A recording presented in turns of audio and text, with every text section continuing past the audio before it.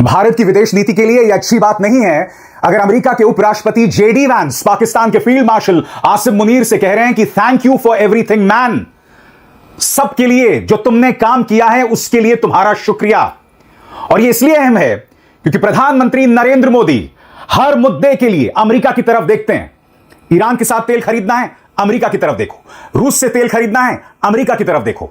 Iran के साथ Chabahar बंदरगाह परियोजना करना है, नहीं करना है, अमेरिका की तरफ देखो। ऑपरेशन सिंदूर कब रोकना है, अमेरिका की तरफ देखो। डोनाल्ड ट्रंप कई बार भारत का अपमान करते गए हैं, भारत को हेलहोल बताया, ऑपरेशन सिंदूर का अपमान किया, न जाने क्या क्या कहा। बावजूद इसके हमारे प्रधानमंत्री खामोश रहे, यानी कि अमेरिका की तरफ देखना है। और आज वही अमेरिका पाकिस्तान के फील्ड मार्शल आसिम मुनीर की तारीफ कर रहा है। पहले मैं चाहूंगा आप इस वीडियो को देखिए। जेडी वैंस उनसे गले मिलते हैं, 10-15 सेकंड का वीडियो भी नहीं है वो, और यहां पर वो क्या कहते हैं वो सुनिए आप।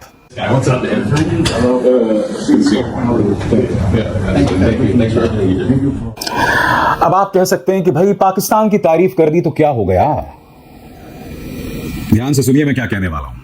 मुद्दा यह नहीं है, मुद्दा यह है कि पिछले 12 सालों में सरकार ने पिछले 12 सालों में भारत की विदेश नीति को पूरी तरह से पाकिस्तान सेंट्रिक कर दिया था। इसका आगाज 2014 से हुआ था, जब इस सरकार के मंत्री ये कहते थे कि अगर प्रधानमंत्री नरेंद्र मोदी की आलोचना करना है तो पाकिस्तान चले जाओ। इस सरकार का प्रचार तंत्र कहता था जब भी आप प्रधानमंत्री नरेंद्र मोदी की आलोचना करते थे, देश के अंदर कुछ बुरा चल रहा था, उसकी बात करते थे, तो कहते थे जाओ पाकिस्तान चले जाओ। जो भी घटनाक्रम होता था सरकार के खिलाफ, उसे पाकिस्तानी साजिश बताई जाती थी। इसका मतलब क्या हुआ? यानी कि हमने अपनी पूरी रणनीति को, अपनी पूरी स्ट्रैटेजी, विदेश नीति को पाकिस्तानी सेंट्रिक कर दिया।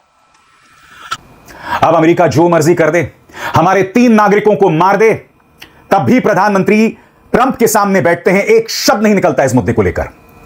इंडियन ओशन में टॉर्पीडो के जरिए अमेरिका हमला कर देता है और पूरी तरह से खामोशी बनी रहती है प्रधानमंत्री की तरफ से।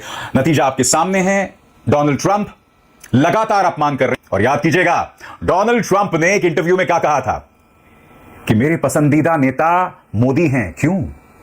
इसलिए कि इससे पहले भारत हम पर अनाप शनाप पैसे जो है वो चार्ज करता था, मगर जब से मोदी आए हैं हालात बदल गया। यानी कि भारत की नीति अमेरिका को लेकर कमजोर और सॉफ्ट हुई है, इसमें शायद भारत को भी नुकसान हो रहा हो। यह बात डोनाल्ड ट्रंप ने एक इंटरव्यू में कही थी। यह एक हकीकत है और उसे हम मोड़ नहीं सकते। आज पाकिस्तान 2 चीजें कर रहा है दोस्तों। वो आसिम मुनीर, वो फील्ड मार्शल आसिम मुनीर, जिन्हें हम जिम्मेदार बताते हैं पहलगाम आतंकवादी हमलों के लिए, आज उनका दबदबा बढ़ रहा है साहब।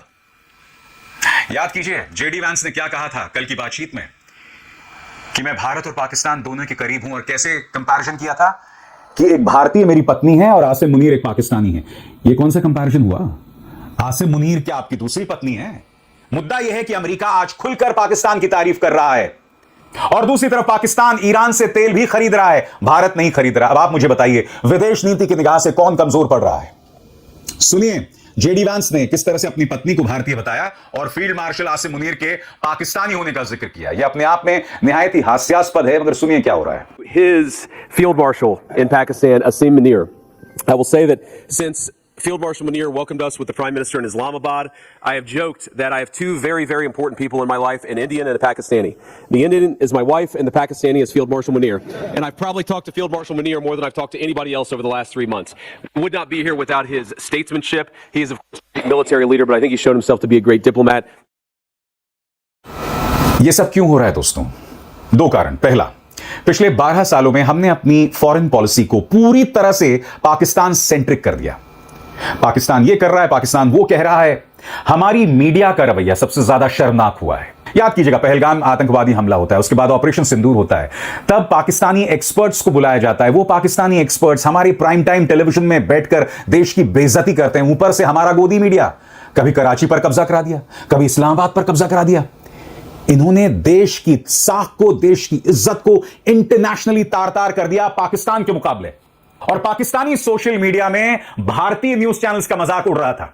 किस तरह से मजाक उड़ रहा था कि देखो तुमने तो कराची पे कब्जा कर लिया, इस्लामाबाद पर कब्जा कर लिया। यह सब हो रहा था पाकिस्तान के अंदर। ऐसा कभी नहीं हुआ दोस्तों 2014 से पहले, जहां पाकिस्तान के मुकाबले इस तरह से भारत को डिप्लोमेटिकली कोई सेटबैक हुआ। क्यों? क्योंकि 2014 से पहले भारत यूनाइटेड, एक होकर पाकिस्तान का जवाब देता था। याद है आपको? जब नरसिम्हा राव देश के प्रधानमंत्री हुआ करते थे, तब उन्होंने एक टीम भेजी थी संयुक्त राष्ट्र में पाकिस्तान के कश्मीर को लेकर दुष्प्रचार के खिलाफ। उस टीम में कौन कौन थे? सलमान खुर्शीद, फारूक अब्दुल्ला, अटल बिहारी वाजपेयी जो कहने को भाजपा से थे। और इन तीनों ने एक साथ मिलकर करारा जवाब दिया था पाकिस्तान की हर साजिश का, और उसी के चलते कश्मीर का इंटरनेशनलाइजेशन यानी अंतरराष्ट्रीयकरण नहीं हो पाया था, क्योंकि उस वक्त हम एक टीम के तौर पर काम करते थे। मगर 2014 के बाद सब कुछ बदल दिया गया। 2014 के बाद भारतीय जनता पार्टी की कोशिश रही कि विपक्ष को देशद्रोही बताओ, राहुल गांधी को देशद्रोही बताओ। विपक्ष जो अपनी तरफ से एक सार्थक चर्चा कर सकता है, मशवरा दे सकता है, उसे खारिज कर दो अपने अहंकार के चलते। विपक्ष अब भी कह रहा है कि जिस मेलोनी को आप मेलोडी चॉकलेट दे रहे थे, उसी से सीख लेते कि ट्रंप को कैसे लाल आंख दिखाते हैं। सुनिए पवन खेरा ने क्या कहा था। हम मोदी जी से ये कहना चाह रहे हैं कि मोदी जी, इंदिरा जी से तो आप नहीं सीखना चाहते, कोई ईगो है आपका। वो कौन सी गोली थी वो? मेलोनी जी से ही सीख लेते। कल क्या किया मेलोनी जी ने? सरेआम जवाब दिया। कहते हो आप लोग कि महिलाएं कमजोर होती हैं, देख लिया आपने?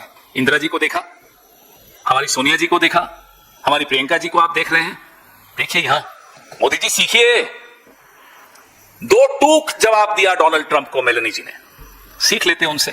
आप तो बड़ा उनको टॉफियां देते रहते हो, उसके एवज में कुछ शिक्षा भी ले लेते। कि ऐसे आंख में आंख डाल के जवाब दिया जाता है कि हमारे 3 सेलर्स का अकाउंट दो, उनसे माफी मांगो, उनके परिवारों से, भारत से माफी मांगो। ऐसे आंख दिखा के कहना पड़ता है कि ये जो आपने सीज फायर का झूठ बोला है कि हमें धमकाकर आपने सीज फायर कराया, उसके लिए माफी मांगो। ऐसे बोला जाता है। आप अपने देश की महिलाओं से नहीं सीख सकते मोदी जी, यूरोप की महिला से सीख लीजिए जिनको आप मेलोडी देते हैं। और अब एक जरूरी संदेश, सच के इस सफर में मेरा साथी बनिए, मेरा चैनल ज्वाइन कीजिए और इनमें से एक विकल्प, एक ऑप्शन चुनिए। शुक्रिया। बड़ी बड़ी बातें कहना कि प्रधानमंत्री नरेंद्र मोदी ट्रंप को लाल आंख दिखाते हैं। इस तस्वीर को वायरल किया जा रहा है कि देखिए प्रधानमंत्री किस तरह से उंगली दिखा रहे हैं डोनाल्ड ट्रंप को। हम सब जानते हैं क्या हो रहा था असलियत में। आप उन 3 भारतीयों का नाम तक नहीं ले पाए ट्रंप के सामने। जब एक पत्रकार ने सवाल पूछा 3 भारतीयों की मौत पर, तब भी प्रधानमंत्री ने वहां पर दखल नहीं दिया, हस्तक्षेप नहीं किया। मगर इस देश में सब कुछ प्रधानमंत्री के नाम पर, प्रचार के नाम पर चलता है। ये देखिए किस तरह का टूल किट कल चल रहा था। कल नीट की परीक्षा थी और फिर भाजपा के प्रचार तंत्र से जुड़े तमाम जो दोरपल्ली ट्रोल्स और खुद गोदी मीडिया इस तरह का प्रचार चला रहा था। देखिए जब नीट की परीक्षा चल रही थी तो प्रधानमंत्री 45 मिनट या करीब 1 घंटे तक एयरपोर्ट के अंदर रहे ताकि वो आसानी से परीक्षा दे सके। बिल्कुल उसी अंदाज में जैसे हर चुनाव में अचानक रहस्यमय तरीके से कोई एम्बुलेंस आ जाती है और प्रधानमंत्री अपना कारवां रोक देते हैं। मैं ये टूल किट आपको क्यों दिखा रहा हूं?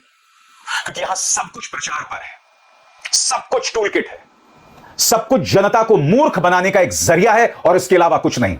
हकीकत में क्या चल रहा है दोस्तों? हकीकत में देश की विदेश नीति को संवारने का काम नहीं चल रहा है। इस शख्स एस जयशंकर के नेतृत्व में भारत की विदेश नीति बद से बदतर हो गई है। आप तमाम आयोजनों में, पैनल डिस्कशंस में कुछ बयान इधर उधर दे दें और उस पर मीम्स बना दिए जाएं, रील्स बना दिए जाएं, उससे आप लेजर आइज नहीं बन जाते मिस्टर एस जयशंकर। हकीकत यह है कि भारत की विदेश नीति पहले के मुकाबले कमजोर हो गई है। भारत इस्राइल से मोहब्बत के चलते आज अपने पुराने दोस्तों को गवा रहा है। आज ईरान के अंदर भी पाकिस्तान का रुतबा बढ़ रहा है। क्यों? क्योंकि पाकिस्तान अपनी तरफ से कोशिश कर रहा है। भारत भी कर सकता था मगर नहीं। जब आयतुल्लाह खामेनी की मौत हुई थी तो प्रधानमंत्री खामोश रहे थे। जब मिनाब में 180 बच्चों को मार दिया गया था या 150 बच्चों को मार दिया गया था, तब भी प्रधानमंत्री खामोश रहे थे। जब इंडियन ओशन में IRS देना पर हमला हुआ था जिसमें करीब 100 ईरानी नौसैनिक मारे गए थे, तब भी हमारे प्रधानमंत्री खामोश थे।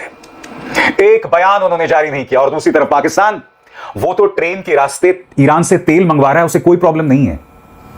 और हम अब भी ईरान के रहमो करम पर निर्भर हैं स्ट्रेट ऑफ हॉर्मुज से अपने जहाज को निकालने के लिए, जबकि हमारे प्रधानमंत्री इतनी बड़ी घटनाओं पर खामोश रहे। इस सरकार की सिर्फ एक कोशिश है, बाहर जो है NRIs के साथ बैठकर कार्यक्रम करो। प्रधानमंत्री इस तरह से नाच गाना देखते रहते हैं वहां पर मोदी मोदी मोदी करवाओ, और यहां देश के अंदर लोकतंत्र की ऐसी तैसी करो। मीडिया हाउसेस पर रेड्स मारो, ऑपोजिशन पार्टीज के खिलाफ एजेंसीज को लगाओ और फिर पार्टीज तोड़ो, चाहे वो राज्यसभा के अंदर आम आदमी पार्टी हो, तृणमूल कांग्रेस के सांसद हो या अब जिस तरह से उद्धव ठाकरे की पार्टी को तोड़ा जा रहा है, उनके सांसदों को तोड़ा जा रहा है। आदित्य ठाकरे नाराज हैं, कह रहे हैं कि असली मुद्दों पर आओ ना। विदेश नीति जिस तरह से चरमरा रही है उसकी बात करो, देश के सामने जो समस्याएं उसकी बात करो। तुम्हारा फोकस सिर्फ यह है कि किसी तरह से हमें पार्टियों को तोड़ना है। सुनिए आदित्य ठाकरे ने किस तरह से जोरदार तमाचा मारा है भाजपा को। मुझे लगता है शासन को चला के दिखाइए, ये सारे ऑपरेशन करते रहिए, लेकिन जो सरकार आपको चलानी नहीं आती है, एक तो इस्तीफा दीजिए और यही करते रहिए राजनीति, ये तो काम तो कीजिए। आज आपको लगता है कि चलो अभी ये भी कह रहे हैं मुझे कंप्लेंट लिखनी है, यही करते रहिए, लेकिन देश के हाल जो है, लोगों के हाल है, वो भी कभी तो उस पर ध्यान दीजिए।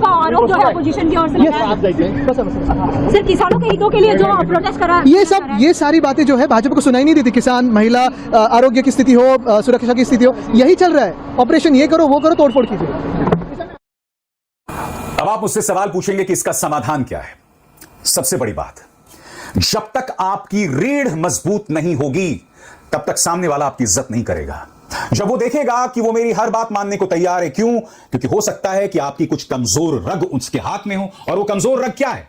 गौतम अडानी के खिलाफ जो मुकदमा चल रहा था अमेरिकी अदालत में, आज वो बहुत ही रहस्यमय तरीके से गायब हो गया। क्यों? क्योंकि गौतम अडानी ने ट्रंप के वकील को अपने प्रतिनिधित्व के लिए रख लिया।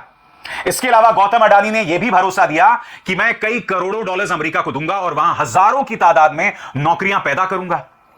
नतीजा आपके सामने है। उनके खिलाफ जो पूरा केस था वो अब धीरे धीरे गायब हो रहा है। मगर उसके बदले में भारत सरकार क्या कर रही है? अमेरिका जो भी ज्यादती करता है खामोश रहता है। इसलिए मैं रीढ़ की बात कर रहा हूं। अगर आपके पास कुछ छुपाने को नहीं है, अगर आपकी कोई कमजोर रग सामने वाले के हाथ में नहीं है, तो वो आपको दबा नहीं सकता। और जब आप पुरजोर तरीके से जवाब देंगे, जैसे इटली की प्रधानमंत्री मेलोनी ने दी, जैसे स्पेन के प्रधानमंत्री ने दिया, जैसे कनाडा करता है, जैसे ब्रिटेन ने भी किया, अगर भारत ऐसे कर रहा होता तो मजाल है ट्रंप हमारी बेइज्जती करते, मजाल है ऐसा कुछ होता। सबसे बड़ी बात, हमारे रिश्ते इस्राइल से भी अच्छे हैं, ईरान से भी अच्छे हैं। हम एक बेहतरीन किरदार निभा सकते थे। पाकिस्तान की क्या क्रेडिबिलिटी है? पाकिस्तान के अंदर अबोटाबाद में दुनिया का सबसे बड़ा आतंकवादी उसामा बिन लादेन मिला था। 9/11 की पूरी साजिश पाकिस्तान के अंदर रची गई। पाकिस्तान स्पॉन्सर करता है टेररिस्ट को, चाहे वो लश्कर तैयबा हो, हिजबुल मुजाहिदीन हो या जैश ए मोहम्मद हो। और अमेरिका इस बात को जानता है। फिर भी आज एक जिहादी जनरल को देखकर वहां के उपराष्ट्रपति कहते हैं, I am glad to see you man, तुमसे मिलकर मुझे बहुत खुशी हुई। और फिर वो ये बताते हैं कि मेरी पत्नी एक भारतीय है और फील्ड मार्शल आसिम मुनीर एक पाकिस्तानी है। पाकिस्तान को लेकर जो ऑब्सेशन है, फोकस है, ये पिछले 12 साल की देन है। 12 साल पहले पाकिस्तान हमारे लिए एग्जिस्ट करता था, एक ऐसा नेबर, एक ऐसा पड़ोसी जो भारत में आतंकवाद फैलाना चाहता है। मगर हमारी नीति पाकिस्तान पे फोकस नहीं थी। याद कीजिएगा राहुल गांधी ने संसद में क्या कहा था कि सरकार की वजह से पाकिस्तान और चाइना करीब आ गए हैं। और न सिर्फ पाकिस्तान और चाइना, पाकिस्तान, चाइना और बांग्लादेश। और ये भारत की विदेश नीति के लिए अच्छा नहीं है। और ये मैं अकेला नहीं कह रहा हूं, कई फॉरेन एक्सपर्ट्स ये बात रख रहे हैं। अब आप मुझे बताइए दोस्तों, ये चिंता की बात है कि नहीं?